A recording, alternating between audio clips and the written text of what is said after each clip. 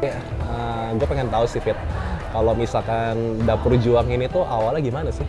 Dapur Juang itu awalnya bokap gue yang diriin, tapi waktu itu sebelum belum sempet buka, bokap gue belum sempet buka, tapi beliau meninggal. Oke. Ya kan, beliau meninggal. Akhirnya gue terpaksa nerusin. Waktu itu bokap baru cut and fill, baru bikin galian. Pertama kali kita itu di Jalan Raya Bogor, Depok ya. Itu modelnya kayak saung-saung, dia Indonesian food banget. Di bokap itu emang dulu planningnya punya gituan, punya restoran. Dia bisa jamu temennya, bisa kumpul-kumpul gitu. Oke. Ya toh. Habis itu waktu lagi cut and fill, lagi mulai gali-gali segala macam, mau bentuk kolam, beliau meninggal. Nah di situ gue ambil break, gue bertekad ini harus tetap jalan, gitu. Karena ini udah tanggung, udah lahannya udah ada, dia lagi memang cita-cita dia punya restoran, dan itu logo Dapur Juang itu kalau dilihat itu logonya almarhum, mukanya ada muka almarhum di situ. Gue pengennya nanti jadi kayak KFC gitu kan. Nah, kalau KFC kan Colonel Sanders kan. Ini Dapur Juang biarin logo almarhum bokap gue yang itu, karena dia yang foundernya. Gue anggap itu jadi kayak motivasi sekaligus semangat gue juga, ini harus tetap eksis gitu restorannya. Nice. Nah, itu sih.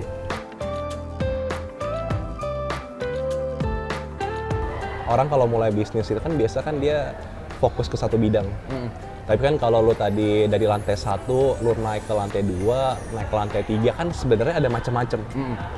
Nggak cuma resto, tapi ada kayak salon, ada kayak tempat wax mobil, ntar soon mau ada laundry juga. Itu apa? Maksudnya why lu bisa berpikir untuk semuanya tuh ada? Jadi kalau misalnya ini kan gedung sendiri, dulunya ini dia itu bentuknya itu kayak toko tua, ya kan, dan nggak siku, bangunan pun dari segi bangunan struktur segala macam nggak siku. Jadi kalau mau sewain ke satu tenan besar apa itu nggak mau, karena terlalu banyak yang harus direnovasi gitu kan. Terus gue kepikiran waktu itu gue naik ke lantai karena nggak ada yang mau, dan industri kita kan dulu gudang material, karena material itu udah nggak jalan, kurang jalan lah, karena Depok khususnya Margonda ini udah nggak berkembang mereka. Oke. Kalau zaman kita dulu soalnya kan kalau orang punya duit benerin rumah, renovasi rumah. Kalau sekarang itu kan orang punya duit, anak muda punya duit nggak benerin rumah, traveling, jajan, Habis-habisin duit, lifestyle kan. Rumah jelek bodo amat gitu kan. Nah itu shifting mereka. Jadi kalau di sini itu ya udah kurang berkembang lah kalau buat material. Akhirnya gua naik ke lantai 2 waktu itu, lantai di rooftop gua ngelihat ini bisa jadi apa ya, kayak mikir keras. Habis di situ gua dapet ini kayaknya kok kayak di Benton. Kalau di Karawaci kan ada Benton tuh. Kalau kita nongkrong di waktu itu Starbucks, di Starbucks itu kita ngeliat mobil lalu lalang kan seru. Gua terinspirasi dari situ. Depan gua kan mau lalu lalang tuh. Ini diliatin seru juga kan. Apalagi kalau ini jadi tongkrongan, ini kayak lebih seru lagi. Jadi view-nya ngarah ke jalan. Dan gua ngeliat kalau ada brand-brand gede kayak Kopi Nako, terus ada Walking Drum dekat sini, itu kalau weekend atau hari itu pasti rame.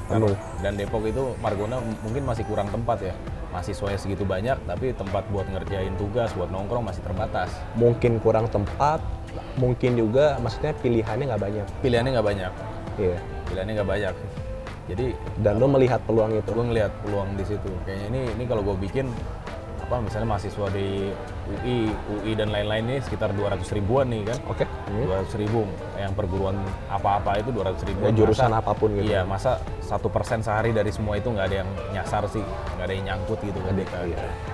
Jadi kayak peluang menurut gua, karena view-nya itu nggak ada lagi di tempat lain. Adapun ada kafe di atas apartemen itu ngelihat ke bawah itu agak jauh, nggak kelihatan. Agak beda lah view-nya. Kalau di sini itu kan kita ngelihat ke atas, samping kita apartemen, belakang kita perumahan. Itu kalau ngelihat ke atas apartemen kayak kita berasa ada di Fable. Dulu kan Fable kaca-kaca ngeliat atas kayak apartemen, kayak gedung-gedung gitu. Di sini kayak gitu suasananya, dan outdoor. Yang outdoor itu gara-gara pandemi itu lagi in banget kan. Ya udah, dari situ awal mula ini gua Santorini-nya Depok. Santorini Depok. Dan Santorini itu kenapa bentuknya kita pakai putih-putih dan ini? Karena gua selalu anti mainstream, bro.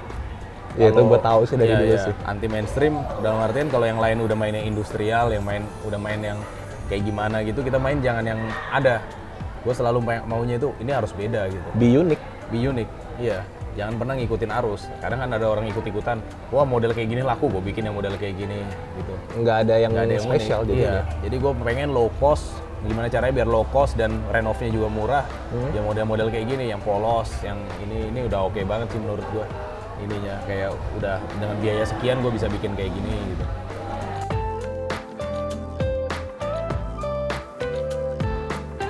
Dan kalau gue lihat kan berarti kan target utama lu tuh lebih ke anak-anak muda ya. Anak-anak muda. Dan sekarang kan ini udah progresnya udah lumayan lama. Growth-nya yang lu rasain gimana? Growth-nya konsisten sih bro. Gue nggak bisa ngelihat karena kemarin waktu kita buka pun itu kita kurang tempat. Maksudnya dengan kapasitas 500 orang yang sekarang itu masih masih kurang tempat banget. Jadi gue nggak bisa ngelihat itu pertumbuhan konsumen gue gimana. Soalnya pokoknya kalau weekend dan ini omsetnya ya segitu-segitu aja karena emang tempatnya udah terbatas gitu. Dan ini gue buka di lantai 2 ini emang buat nampung yang nggak kebagian tempat, jadi yang indoor ini. Jadi tetap yang utama tuh di atas, ini tuh lebih kayak supportnya gitu ya. Ini tuh kayak buat tempat penunjangnya.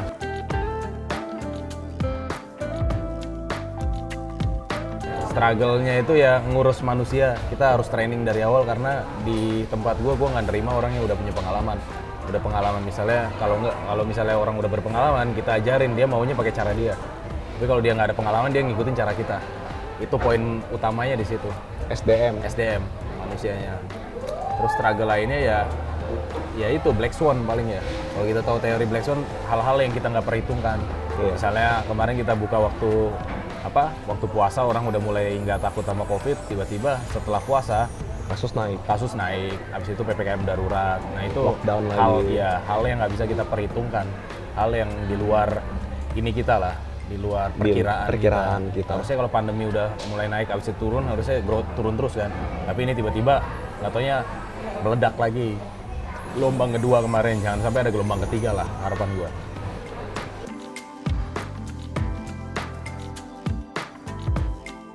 Nah, kalau dari sisi dapur juangnya sendiri, gimana sih lo bisa nge-branding tempat ini? Karena kan emang lagi hits banget, lagi viral juga, belakangan kayak di Kompas, di mana kan diberitain tuh.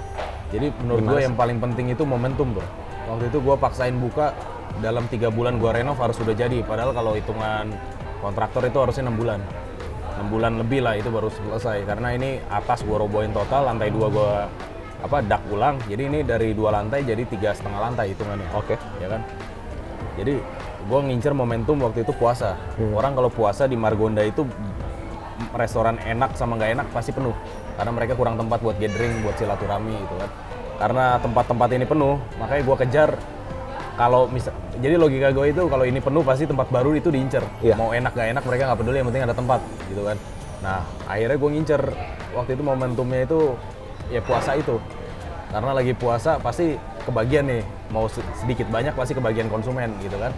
Akhirnya keburu waktu itu puasa H+7 gue buka, H+7an kita soft opening, orang mulai tuh datang orang nyasar, datang nyari tempat gara-gara tempat lain penuh, akhirnya nyari di tempat kita. Ya gara-gara tempatnya juga oke, mungkin outdoor, terus mereka suka foto-foto keren nih gitu-gitu, Instagramable. Dan gue startingnya emang orang udah lumayan banyak yang masuk karena nyasar, karena mereka nggak kebagian tempat juga.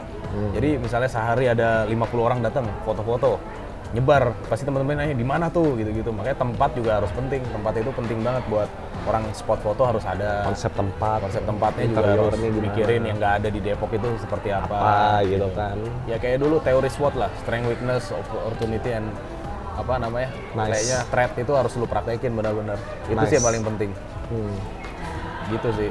Akhirnya ya udah sampai karena tempatnya bagus, kita nggak usah terlalu effort di harus endorse-nya gini. Orang udah dengan sendirinya datang. Iya, sendiri datang. Media juga dengan sendirinya datang. Karena Depok emang kekurangan tempat yang agak besar dan tempat terbuka gitu. Iya. Dan yang pasti aman di kantong. Iya. Tempat gue ngincernya itu harus menengah ke bawah. Nggak ke bawah. Iya, karena orang menengah ke bawah juga kasihan ya kalau nongkrong di mall mahal banget, buat bayar parkirnya aja udah mahal. Iya. Belum nongkrongnya gitu kan. Dan misalnya kalau di mall itu kan juga nggak murah. Dan coffee shop lain di daerah Depok ini kayaknya kebanyakan itu juga kalau di ruko-ruko mereka sewa. Dan untuk nutup kos sewa pasti dibebankan ke minuman, harganya jadi mahal. Sedangkan tempat cuma segitu. Dan masalah utama itu parkiran juga penting. Margonda itu juga kekurangan parkiran. Lo bisa bikin ruko, bagus, satu ruko gitu. Jatah parkir paling satu mobil sama 3 motor, udah. That's it. Lo mau bikin 3 lantai, 4 lantai, nggak ada parkiran bro. Nah di bawah kita sediain buat mobil itu sekitar 20-an parkiran, motor itu muat sekitar 200. Begitu ininya kita.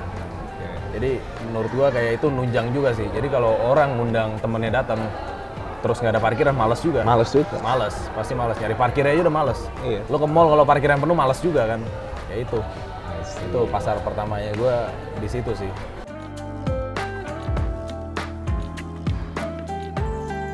Ada nggak sih sosok yang menginspirasi lo Sebenarnya untuk lo mulai bisnis atau lebih apa? ke orang tua ya. Kayak bokap misalnya dia ngajarin kita cara gaya hidup. Mungkin kalau cuman teori bisnis dan lain-lain bisa baca di buku atau Google atau lihat motivator-motivator lain. Tapi kan kalau orang tua ngajarin kita itu lebih ke kehidupan realita. Misalnya kalau ada masalah kayak gini, ngambil keputusannya kayak gini. Itu alam bawah sadar, karena kita dari kecil dengerin dia punya masalah, nyelesainnya gimana, itu pasti ke bawah sendiri. Itu padahal kayak belum gue pikir kalau nggak ada bokap, gimana nih nanganinnya, mau nanya siapa. Tapi ternyata dia itu udah ngajarin kita, dari kecil sampai besar itu kita diajarin. Sadar nggak sadar itu pasti diajarin, kayak cara nyelesain masalah ini gimana, cara itu gimana. Lebih ke mindsetnya harus gimana, Mindset. mentalnya harus gimana, Jadi lebih sabar, ya. lebih ngajarin. menghargai proses, Siap. nggak mau instan. Nah, gitu sih lo. Mungkin ya ya semua yang nggak ada di buku itu ada di orang tua kita, karena Iya. mereka yang ngerti dari awal kita belum ada juga, mereka udah ada duluan, mereka lebih banyak pengalaman gitu. Iya, lebih matang lah Lebih matang. secara pengalaman gitu Betul. kan. Kalau kita maunya gembar-gembor kayak kayak Pengen serba instan. pengen instan, Iya. karena kita nggak biasa kayak mereka dari zaman dulu kan masih ini banget kan, masih manual banget. Menghargai proses. Iya, harus bisa menghargai proses, gitu sih yang gua nangkep.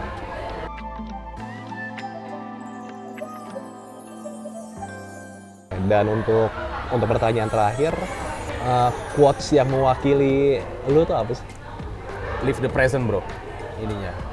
Jadi nggak usah muluk-muluk ngincer sampai 10 tahun lagi, 20 tahun. Udah, kita ngincer setahun ke depan, 2 tahun ke depan, sama hari ini yang paling penting.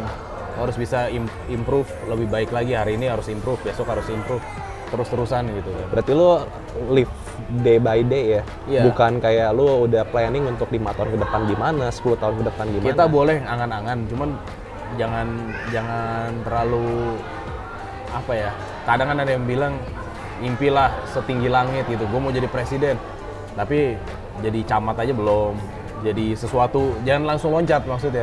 Jadi kalau mau Step sampai tangga. sini, tangga-tangganya apa aja sih, itu yang dipikirin mungkin. Habis Oke. dari sini ke sini, sini, tapi lu lebih fokus ke hari ini sama besok gitu loh. Lu boleh punya planning kayak gini-gini tuh, cuman ya fokus ke sini. Kalau enggak lu planningnya ntar terlalu tinggi, lu cuman habis halusinasi aja, ngerti gak? Lu halusinasi, gua udah gini gitu. Kalau enggak ntar halu jadi berasa ini, jadi lu jadi halu sendiri. Jadi lu pengen citra diri lu naik, jadi lu pembawaannya jadi beda aja, jadi aneh lah, jadi gila sukses apa gitu loh. Paham gak maksud gua? Ada Iya. kan orang-orang yang kayak gitu, jadi Ada. kayak bukan dirinya sendiri, dia udah berasa udah ada di tingkatan itu, Iya. padahal dia masih merayap gitu.